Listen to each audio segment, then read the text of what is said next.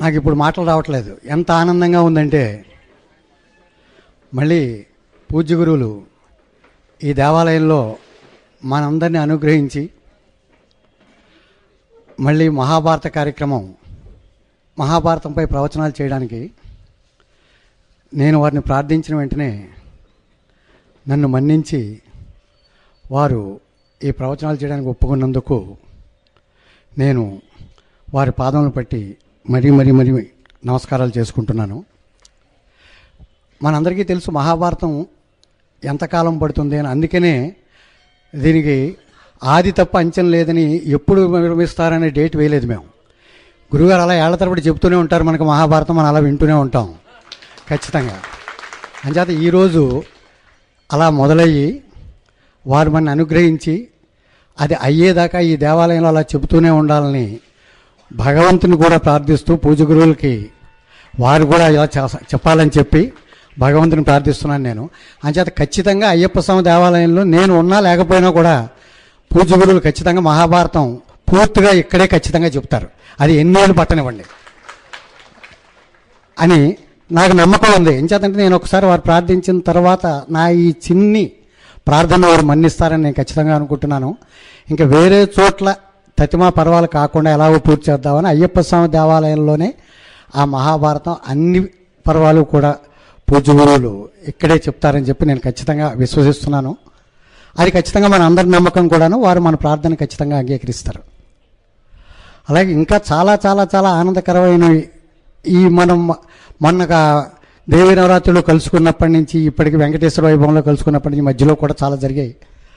అందులో ఒకటి, నేను వారి శిష్యునిగా నాకు నిజంగా ఆనంద బాష్పాలు వచ్చి చాలా చాలా ఆనందంగా జరిగింది ఏంటంటే, మన భాష కాకపోయినా, మన రాష్ట్రంలో లేకపోయినా పూజ్య గురువుల ప్రవచనాలు విని ఈ దేశంలో మొదటి పౌరుడుగా చెప్పబడిన వారు, ఆ పీఠాన్ని అధిష్ఠించిన రాష్ట్రపతి పీఠాన్ని ఇచ్చిన అబ్దుల్ కలాం గారు పూజ్య గురువులు చెప్పిన ప్రవచనాలు విని వారి యొక్క అసిస్టెంట్ సైంటిస్ట్ తోటి వారికి ఒక పుస్తకం పంపిస్తూ, వారు రాసిన పుస్తకాన్ని దాని మీద వారి అభినందనలు తెలుపుతూ, మీలాంటి వాళ్ళు ఈ దేశానికి ఉండాలి, ఇలాంటి కార్యక్రమాలు ఎన్నో చెయ్యాలని వారు అప్రిషియేట్ చేస్తుంటే, వారు నాకు గురువు అయినందుకు నాకు ఎంత ఆనందం వేస్తుందో మీకు అందరికీ తెలుసు. వారు కాకినాడలో ఉండడమే మన యొక్క పుణ్యం. అసలు అటువంటి వారు కాకినాడలో ఉండడమే మన యొక్క పుణ్యం. వారు రోజు మనకు కనపడుతున్నారు కనుక వారికి ఎలా ఉంటారో, ఎలా మనం వారికి ఎంత గౌరవం ఇస్తున్నామో మనకు అర్థం కావట్లేదు. అంతే తప్ప నేను మీకు అందరికీ ఇదివరకు ఒకసారి చెప్పాను, తిరుపతి వెళ్ళినప్పుడు ఒక ఘనాపాటి గారు అక్కడ తిరుపతి దేవాలయంలో పనిచేస్తున్నారు, వారు దేవస్థానంలో. పూజ్య గురువులు అంటే ఏమిటనుకుంటున్నారా, మీ కాకినాడ వాళ్ళందరూ వారిని అరచేతి మీద నడిపించుకోవాలి, వారిని కింద నడిపించకూడదన్నారు.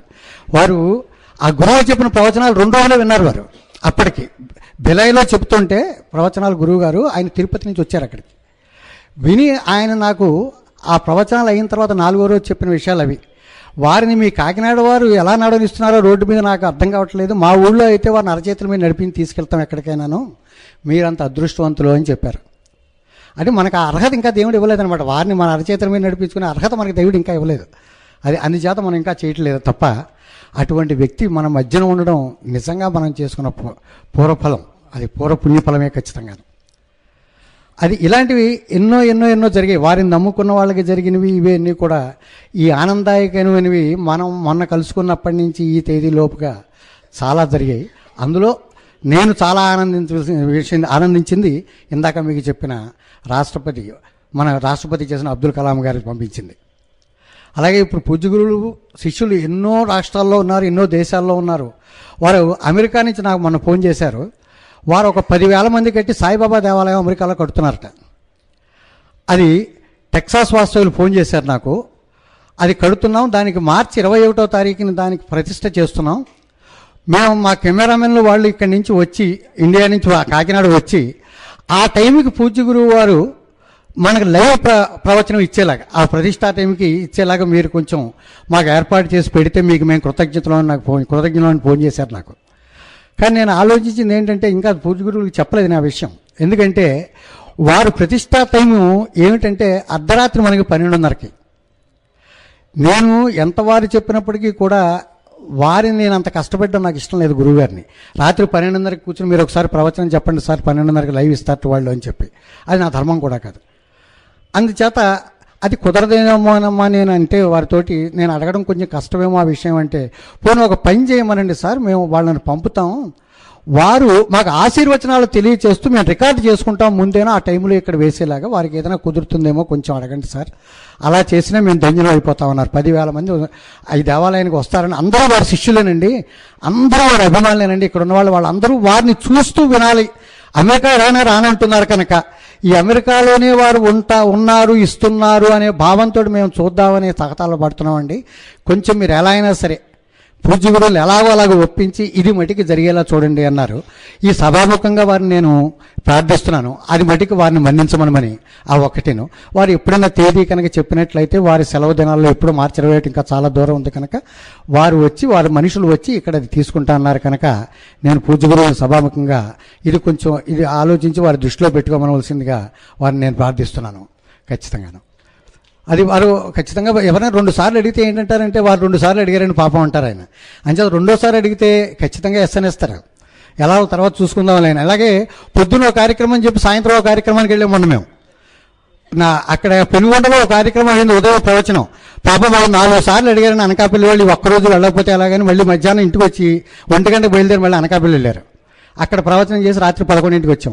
అలాగే ఏదైనా 2-3 సార్లు కొంచెం కళ్ళు కొంచెం ఎర్రబడిపోయి అడిగాం అనుకోండి, అది ఖచ్చితంగా మన అందరికీ తెలుసు చాలా కాలం నుంచి అవన్నీ అవి జరుగుతుంటాయని.